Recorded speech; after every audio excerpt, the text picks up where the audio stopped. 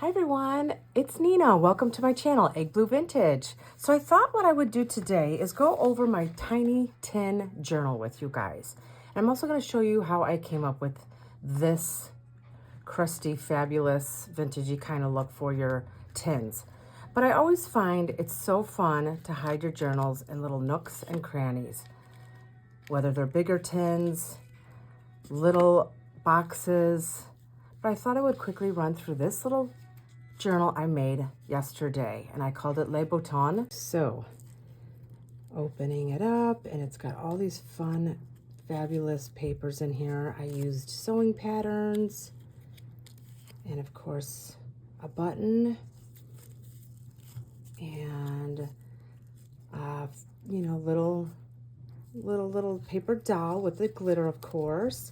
A vintage piece of lace. I always like to stick in some sort of a fabric textile in my journals.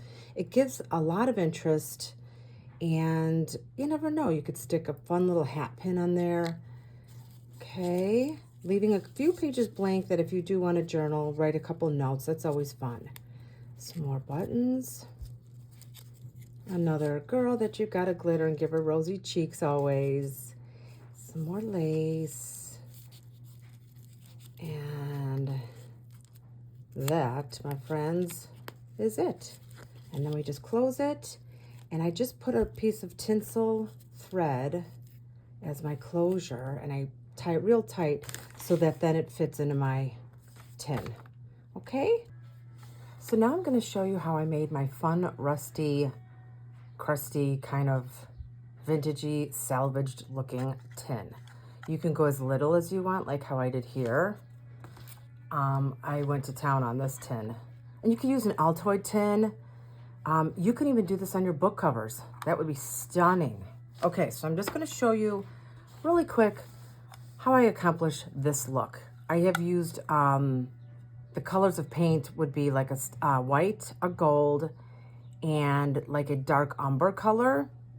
So what you're going to want to do is grab your white little piece of paper, and I'm just going to put just a little bit on my paper, just because I'm not doing a lot of it. And I have a baggie of, this is just some, it's called Fresco mix, I believe, but you guys can use baking powder or cornstarch. Do the same thing. And you just mix it up. And it gets really thick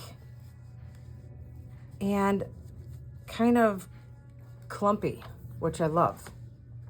Okay, and all you're gonna do, I'll just do the back of this tin, and I'm just gonna you just sort of push it into your product, right? Whatever you're working on.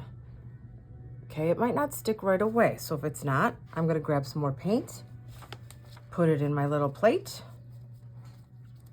and we're gonna go ahead and glump it on. Okay, and again, I'm just going in the corner, somewhere where it would be naturally worn. Like if this were just sticking out of the ground, but this part would be stuck in the dirt, what would it look like, right? So just remember that. So that's the white. Now you just let that dry and we'll come back to it. And you can keep adding as much of your cornstarch and paint as you want in that same area to kind of make it a little bit more 3D-ish. We want it as glumpy as we can get it. So you might have to do a couple different layers. Okay. All right. Okay, so now that that's dry, and note to self, don't use your heat tool to dry on a metal surface. Ask me how I know. So now I'm just going to take a little bit more of my white paint, just the white. I'm not going to mix it anymore with the baking soda. We're done with that part. Then I'm just going to go over this ever so gently with just white, okay? You could dab it on, you can, you know, stipple it on. I'm just sort of giving this a little bit of a background once we start using our darker glazes, okay? Now I'm going to let that dry. Okay, so now I'm going to use my dark glaze. And you guys, like I said, can use a dark paint. Just water it down a little bit. You could do another kind of glaze. I just think the dark glaze is just what gives us that vintagey salvaged look. And I'm just going to grab some, and I'm going to put it all over what we just did. And then we're going to take a damp cloth and I'm going to kind of wipe some of it away. And it's just sort of a layering kind of a process where we'll wipe some away, we'll add back on, we'll wipe some away. You kind of just do it until you like that look. See, so now I'm getting the white back, but I love that dark look though in there. So I'm going to try to leave that as I wipe away areas around it. And don't worry if some of your baking powder paint combo starts to flake off a little bit. It might happen. It's just because it wasn't stuck on, you know, enough. And that's okay. No big deal. But you see how I've got the white outline right here and right there? I'm just going to take my dark glaze and go over that. But don't worry. We're going to wipe that away. But hopefully that'll get rid of that white line.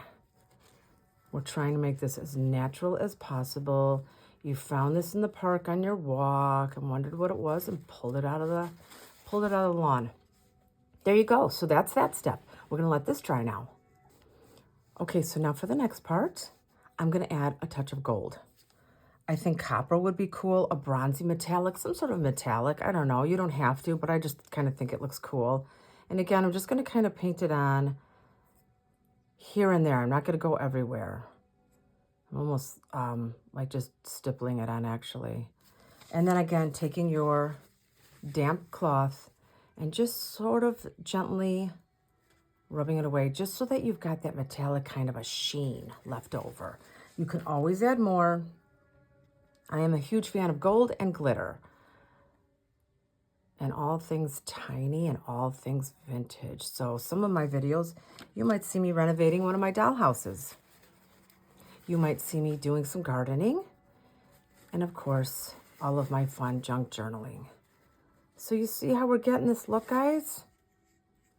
That looks fabulous. Look at that. And then the name is kind of crossed off. So now let's see if our tin top actually fits. Because maybe sometimes we go, oh, look at how cool, you guys. I love it. So now let's put our little journal in our little tin. How precious, you guys. And if you guys want to head on over to my shorts, I made a little video of how I created this journal. That would be really, you know, cute for you guys to see. And if you guys like what I've done today and want to see more, I would love it if you subscribe to my channel. If you have any questions or comments, leave them down below and we will see you next time. Bye, guys.